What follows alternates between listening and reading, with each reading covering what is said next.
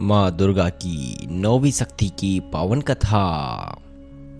सभी प्रकार की सिद्धियां देने वाली देवी सिद्धिदात्री माँ दुर्गा जी की नौवीं शक्ति का नाम सिद्धिदात्री है। यह सभी प्रकार की सिद्धियों को देने वाली है। नवरात्रि पूजन के 9वें दिन इनकी उपासना की जाती है। इस दिन शास्त्रीय विधि विधान और पूर्ण निष्ठा के साथ साधना करने वाले साधन को सभी सिद्धियों की प्राप्ति होती है।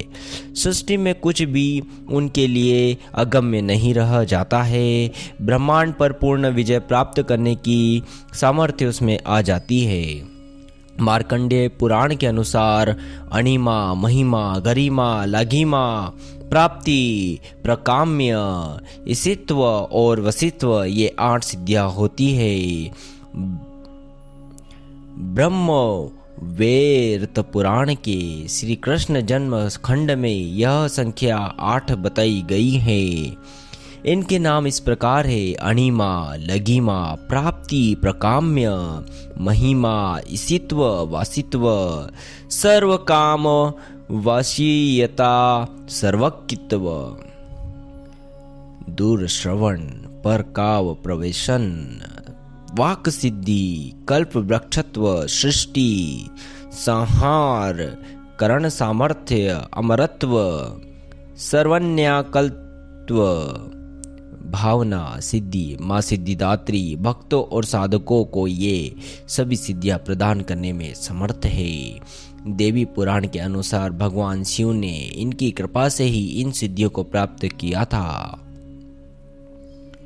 इनकी अनुकंपा से ही भगवान शिव का आधा शरीर देवी का हुआ। इसी कारण वे लोक में अर्धनारीश्वर के नाम से प्रसिद्ध हुए। माँ सिद्धिदात्री 4 भुजाओं वाली है। इनका वाहन सिंह है। ये कमल पुष्प पर भी आसीन होती है। इनकी दाहिनी तरफ के नीचे वाले हाथ में कमल पुष्प है। प्रत्येक मनुष्य का यह कर्तव्य है कि वह सिद्धिदात्री की कृपा प्राप्त करने का निरंतर प्रयत्न करे, इनकी आराधना की ओर अग्रसर हो। इनकी कृपा से अनंत दुख का रूप संसार से निर्लिप्त रहकर सारे सुखों का भोग करता हुआ वह मोक्ष को प्राप्त करता है। 9 दुर्गाओं में माँ सिद्धिदात्री अंतिम है। अन्य 8 दुर्गाओं की पूजा उपासना शारदीय विधि विधान के अनुसार करते हुए भक्त दुर्गा पूजा के 9वें दिन इनकी उपासना में प्रवृत्त होते हैं। इन सिद्धिदात्री माँ की उपासना पूर्ण कर लेने के बाद भक्तों और साधकों की लौकिक परलौकिक सभी प्रकार की कामनाओं की पूर्ति हो जाती है। सिद्धिदात्री माँ के कृपा पात्र भक्त के भीतर कोई ऐसी कामना शेष बचती नहीं है जिसे वह पूर्ण करना चाहे।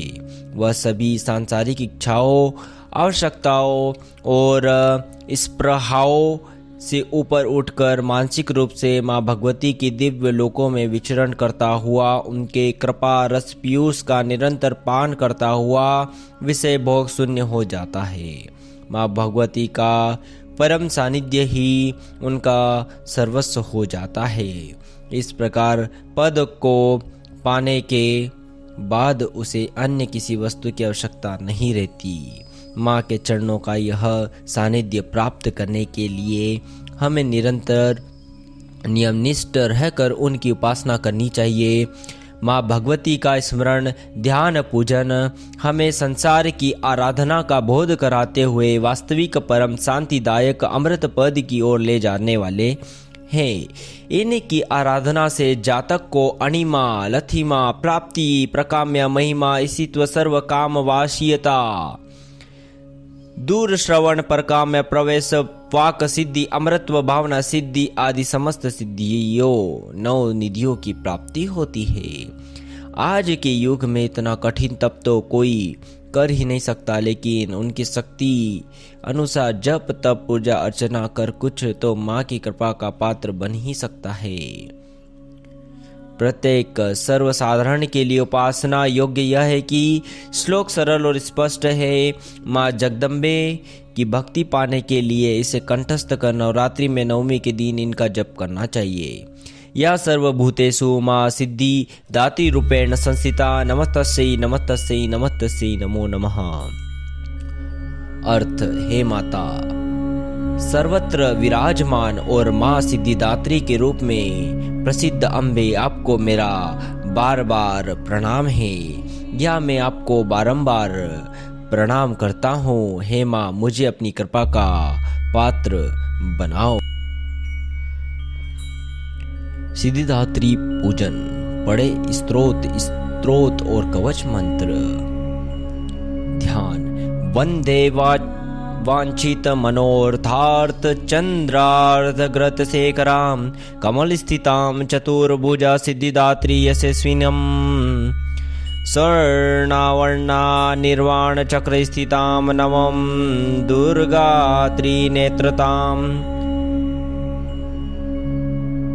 शंख चक्र गदा पदम धराम सिद्धिदात्री भजेम पटांबर परिधानाम मृदु हास्यानालालंकारम भूषिताम मंजीरहार केयूर किंकिण रत्न कुंडल मंडिताम प्रफुल्ल वदना पल्लवाधाराम कातम कपोल पीनपयोधराम